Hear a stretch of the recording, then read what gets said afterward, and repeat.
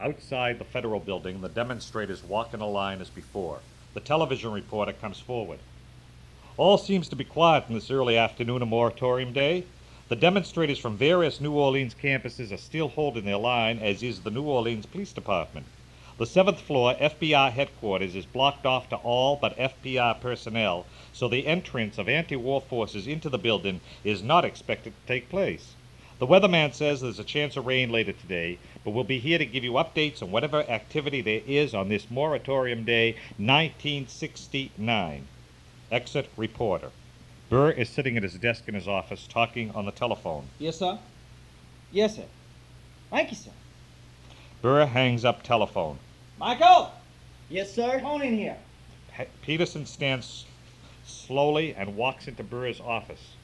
Close the door. Have a seat. Thank you, sir. Peterson walks to chair and sits. Burr fiddles with some papers nervously. Michael. Michael, I suppose you know we've been reviewing your status here for some time. Yes, sir. I just got a call from headquarters. You're to be reassigned to another branch of the Army. Your security clearance will be lifted. They have to go through a long process to do that, and you know how it is. They'll send you to some other station to be determined. In the meantime, you'll relinquish your duties here, and we'll still have you work a little, of course, until they make up their minds about your next post. I see. Sir? What kind of work will I be doing? Just non-strategic, clerical, little typing and filing. Also, the colonel wants you to write a statement telling them why you think they shouldn't take away your clearance. Haven't they already decided that, sir? You just write that paper for the colonel. Yes, sir. He wants to see what your point of view on this is. He's kind of interested in you, even though he believes you are a disruptive influence in the organization. Now, go on now. Take the rest of the day off. Tomorrow you can start moving your things. Which desk shall I move to, sir? We'll move your stuff into the storage room in the front. All that stuff will be shipped off to GSA pretty soon. Then you'll have it all to yourself. Thank you, sir. Peterson exits Burr's office. He enters mailroom and slowly collects some of his things. Where are you going? To a different room. Seems I've been relieved of my duty. Seems you've been relieved of my duty. What? I'm being given the boot! Neil raises his head slowly and looks at Peterson.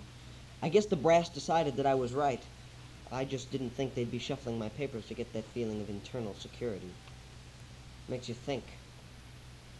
You know, you're pretty good at seeing into things, but when it comes to getting along, you blow it. You got too many principles. Saying what you think all the time like those hippies.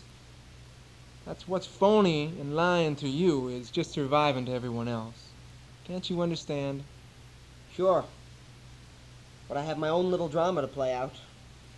I guess I just got caught during one of my windier speeches. I'll be here for a while. You can visit me in the storage room. Say, you haven't got that copy of Catch-22 around, have you? Neil finds the book and throws it to Peterson. Thanks. Peterson smiles at him, again walks down the hall toward the agent's room. Larman is sitting at a desk typing. Peterson approaches. Hey, what's happening? Cooking up some plot? Larman gives him a quick, silent glance, then returns his concentration to his typing. Typing up the story of my life. For the Bureau, I see. Be sure to give 'em squeaky clean now. Don't you have somewhere you gotta be? Don't tell them about your girl. Now you better shut up about her. She was a lieutenant in the Navy, and my future employer does not need to know that. Aha! Fraternizing with an officer. I met her. What am I talking to you for? You can trust me. I'm on the way out anyway. Yeah, I heard. You're not overcome with joy at my leaving? Nope. But I'm sure the change will do you good. Peterson stands staring at Larman for a few seconds. You think so? Listen, when you get in the FBI, the first thing they're going to do is cut those beautiful sideburns you grew to spy amongst the hippies. You think that change will do you good? If that's what they want, then that's what I'll do. You mean Peterson nods his head. You mean that's what you'll have to do? Peterson moves closer to Larman. Listen, I suppose you could do worse than the FBI. It's not exactly fascism, despite what those people outside would have us think. But it is a pretty conforming organization. Semi-militaristic, you might say. You can't just start up a business there, either. comb those sideburns while you have them. Good luck. Peterson exits quickly and enters the supply room where Elkins sits. Larman continues typing, then stops abruptly, looks out, puts his hands to his sideburn, and strokes it several times. You and Lyman again, eh? You're wasting your breath on him. Probably. Keeps me going, though. You and the hippies, man. You're both going nowhere. So, what's new in the supply office? Here. I got you a little token, a little memento to see you off. Elkins hands him a thesaurus. Well, from one token to another. Thanks, Chief. Visit me up in the storage room sometime, you know? That's all right. See you later. Peterson exits. Goodbye. Peterson walks through the agent's room, and when he is just about to get to the opposite door, Larman draws his arm back with a pen in it and throws it at Peterson. Peterson turns around and looks at him. That hit me. It sure did, boy. Larman rises and walks slowly over to Peterson. You know what? What? You're a very intelligent person. Think. Larman punches him once in the stomach. The punch is full force and hits Peterson unawares. Peterson doubles over in pain and falls over onto the floor. Why do you... Peterson is grasping for breath. Elkin comes out to his door. Because I never thought of myself as a lifer before. In fact, before you came along, I never thought about myself very much at all. Hey, man, what's going on? What you doing to the boy? Elkin walks over to the two. You hit that boy? Yep. Elkins looks at Peterson. Just let him alone now. Maybe he won't be so cocksure of himself after he gets his wind back. I guess he's lost what they're always calling face. Let him crawl out with his head on. Maybe he'll learn. I don't know. I feel like hitting him again. I ain't gonna let you do that. Larman looks at Elkins. Oh? I know that boy's been asking for it, but he's down now. You wouldn't hit him when he's down, would you? No. Larman starts lifting Peterson up onto a chair. Elkins helps. Sit, boy. When you gonna learn you can't take everything this country has to offer and then be so critical? We're here to defend this country. But you hit me. Why? I'm not the enemy. I may not be your friend, but just because I speak up sometimes doesn't mean I'm the enemy. Larman walks away from Peterson. Elkins smiles broadly. What's so funny? Elkins' smile drains. Larman turns back toward Peterson and walks up close to him. You want to know why I hit you? Because I know who I am, as your kind likes to say. I'm a lifer, a career soldier, and you're a fucking wimp. A pussy who thinks he can convince me to like him by telling me shit about myself. You can't make me feel anything but mad. Larman grabs him by the collar. It's people like me who protect people like you.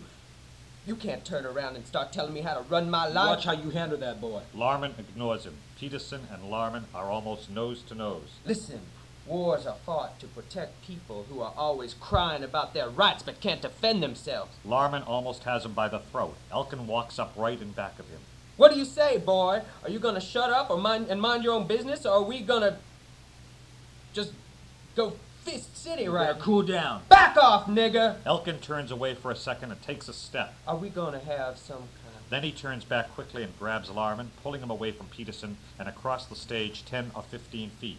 What are you doing? What are you gonna do? Break your fucking red neck! Elkin hits Larman in the jaw once and sends him sprawling. He picks him up, curling him like a baseball, and throws him down at the ground. Then with his foot on his back, presses down just enough to make him groan. Haven't you heard? I'm the guy you shouldn't fuck with. I got a history, you know. You really hit him. It's the closest you'll ever come to justice. Don't worry, though. He's still alive. Elkin lifts his foot a few inches and Larman starts to rise. See? Elkin lowers his foot again and Larman groans back down to the floor. You know, you southern boys should don't ever turn your back on one of your niggers. Since you bought tractors, we got a lot of energy. Adel enters and immediately Elkins backs away from Larman. He is still on the floor but hidden by a desk. Adel looks around the room for a few seconds but doesn't see Larman. What's happening here? Elkins starts fiddling with a pencil. Huh? I thought I heard a noise. Nothing happening here. Adel looks suspiciously at Peterson and Elkins, then turns slowly and exits, closing the door. Larman immediately jumps up and grabs Elkins from behind. Elkins struggles to get away and Peterson tries to separate them. Adel hears the noise, re-enters, sees the disturbance, and runs to help Peterson. Suddenly the outside door to the agent's room opens, upstage center, and in walks the demonstrator with two others carrying signs and chanting, "Stop the war." Larman, Elkins, Peterson, and Adel continue struggling. Burr enters and stares open-mouthed for a few seconds. When he sees Highland enter, he shouts, People, what the hell are you doing? The Army personnel stop where they are, see Highland and Burr, and stand still. The demonstrator walks forward towards the colonel with a piece of paper. Everyone is silent. What is this fighting about? And who are you? Burr picks up a telephone. I call the guards, sir. Wait, We are the Tulane Committee in solidarity with the National Liberation Front of Vietnam. you're trespassing on federal property. You're trespassing on the entire country of Vietnam, and we demand you withdraw all troops immediately. Highland stares at him and then looks around the room, turning his head one way, then the other. He shakes his head. Major Burr, I want you to find out who is responsible for this. Highland gestures to Larman and Elkins. Yes, sir. You four, report to my office. Yes, sir. Larman, Elkins, Adel, and Peterson exit. Demonstrator hands Highland a piece of paper, and he starts to read it. The government of the United States and Vietnam are guilty of war crimes and atrocities against the people of Vietnam. Highland looks up at him sternly, turns away, and continues reading. Innocent women and children are murdered daily only to increase the profits of American Well, capital. show a little respect for the colonel. He is reading your paper. Highland walks further away. I don't know why we all standing here. Seems the world stops for you people these days. The Constitution gives us the Right right. now, your rights are severely restricted by being in this office. You hippies don't understand what could happen if we wanted. I just don't mean here, but everywhere in this country. You should stay out there with the press where you're protected. Sam, Yes, sir. Burr walks over to the colonel. call the G2 and see what you can find out about these people. Highland points to the names at the bottom of the paper and gives him the paper. Yes, sir. On his way out of the room, Burr passes Demonstrator without looking at him.